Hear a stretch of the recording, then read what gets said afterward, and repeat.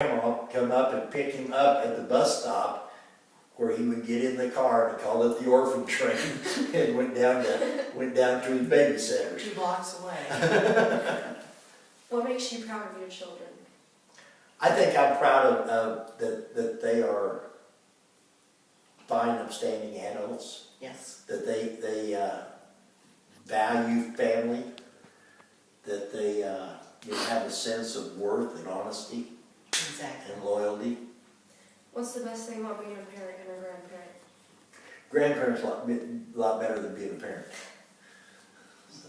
Yeah, it's not as hard on you being a grandparent because you don't have to do the timeouts and the warnings and everything you had to do with your own kids. You could just, say, okay, you're out of here. But, we love raising our kids too, so. But I get to give the grandkids all kinds of candy, and then I send them home. Yeah, regardless.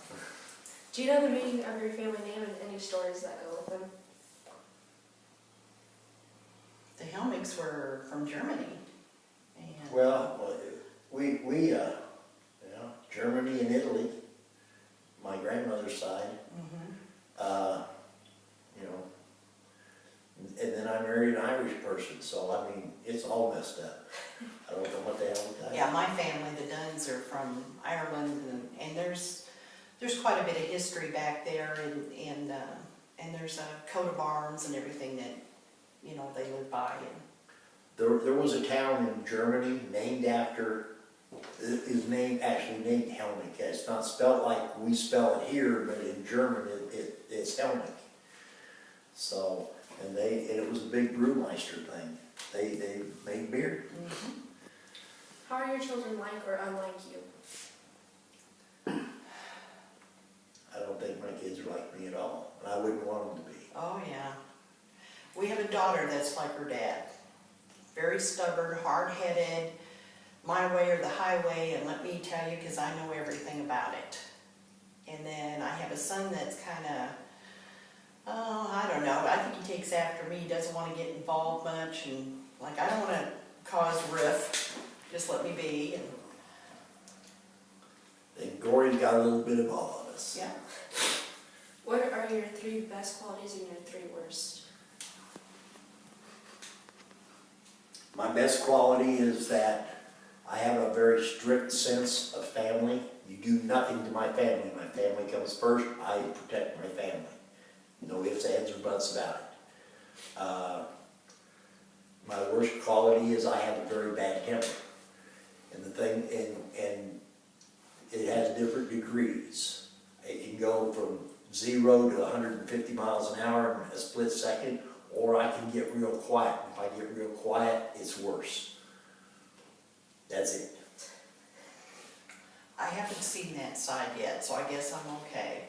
What are my 3 good qualities? And your 3 worst. And my 3 worst. My 3 good, I don't know. I have a lot of empathy for people. It doesn't have to be 3.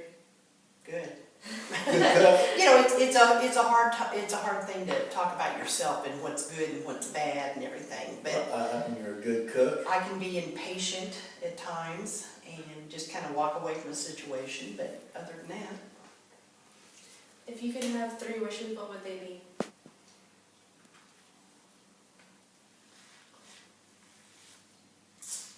health, happiness, and peace on earth for a change. I'd like to see peace. Basically, that's it. I mean, if you got good health, you got a lot. If you won $1 million tomorrow, what would you do with the money? I would take and pay off every debt that I had and every debt that my kids had. Whatever was left over, then I would decide how to divide it up because my grandkids need to go to college. That's it. Probably by this time, that would take up my entire $1 million. What's one thing you always wanted but still don't have? Harley Davidson motorcycle. Nobody will let me have it. I can go out today and buy a Harley Davidson motorcycle. And my kids and my grandkids and my wife would throw such a fit because they don't have enough life insurance on me to render to render me. And like I tell him, when I get that mountain home that I've always wanted, and he can have his Harley, I thought it was just an Escalade. well, I'm going for the mountain home now. And I come down out of that mountain, fly off, you know. Do you have any hobbies or special interests? You know, I negotiated union contracts for 40 years, and I was always on the road. So I didn't develop a lot of hobbies. So when I retired, I had to go find me another job so I could make me a new list of somebody that I'm going to chew out first thing in the morning. So my job that I do now is my hobby. I guess you would say my hobby would be working around outside the house. I love nature. I like, you know, seeing things and, you know, being close to the animals and that type of thing. But as far as, you know, just really like sewing or crocheting or something, I never got into that. What do you do for fun? Nothing.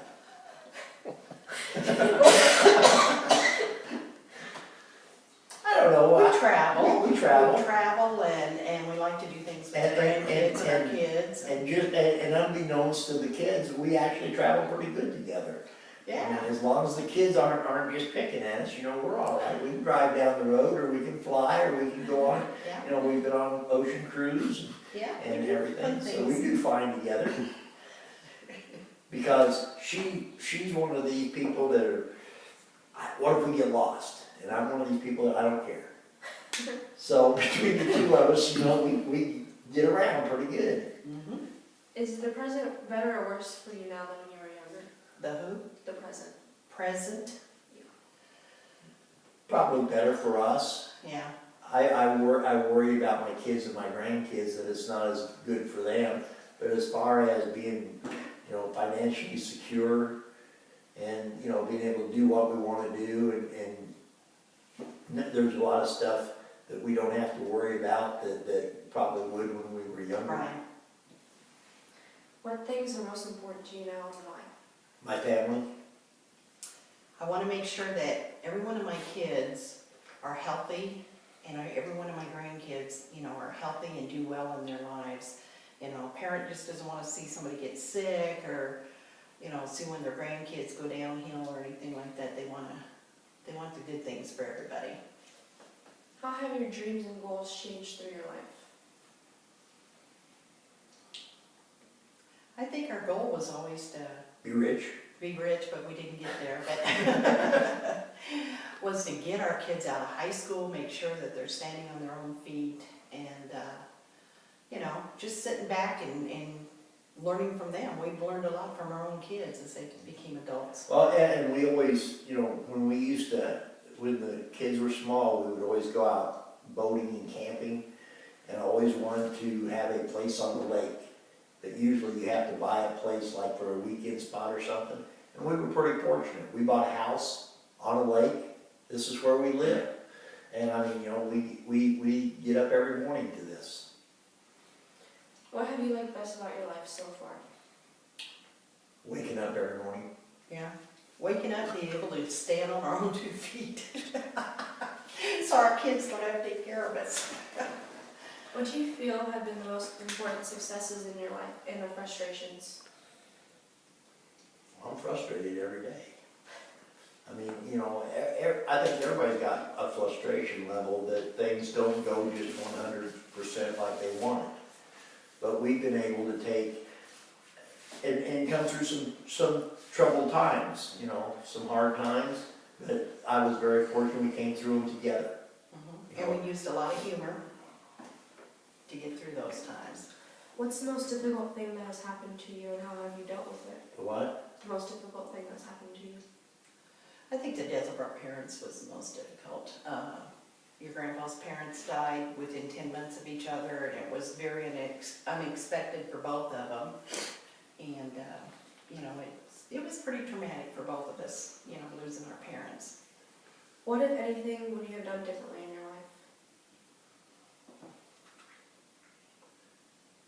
I would not have trusted some people as much as I did when I was younger.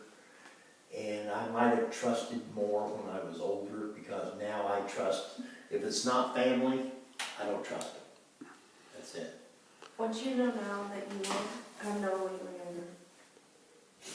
What do I know now? That you wish you would know when you were younger? How to make money rather than be suckered in by, and not be suckered in by a bunch of people when we were younger. The thing of it is, what we've always told our kids is, be careful. If it sounds too good to be true, it probably is. And the thing of it is I think that they benefited from that and not squandered their money and not, you know, been suckered in so much. Everybody gets suckered in once in a while, you know. But I mean, it was like, I always remember this one thing, and your grandma's gonna hate me for saying this, but there was this one thing she wanted to buy, and I didn't really want to buy it. And I said, let's think about it for a while. She said, no, I'm not thinking about it, it won't be here. They'll sell it. You know, but I think everybody's got a different personality.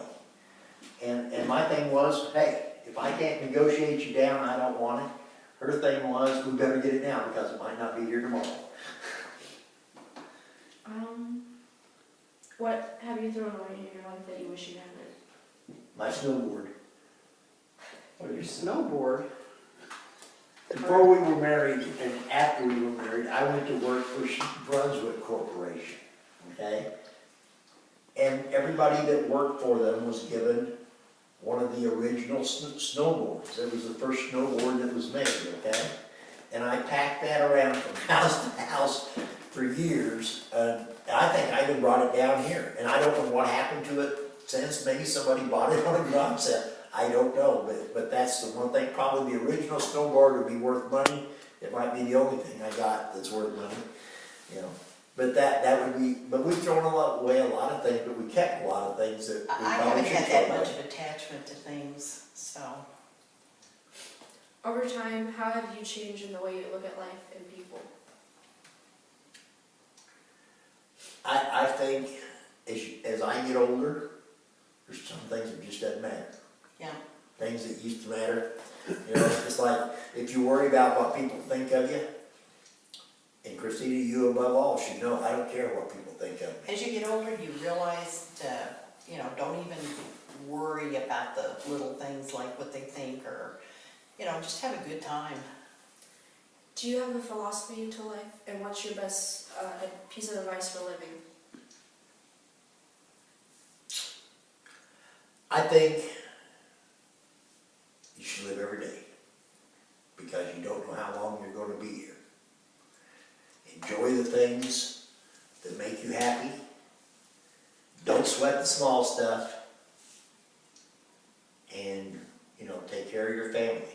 You can hate the rest of the world. Now, a lot of people tell you shouldn't do that. But you can hate everything else, but you take care of your family. How do you define a good life or a successful life? By taking care of your family, paying your debts, working to provide for you and your family, not sponging off of other people. Exactly. What would you like for your children and grandchildren to remember about you?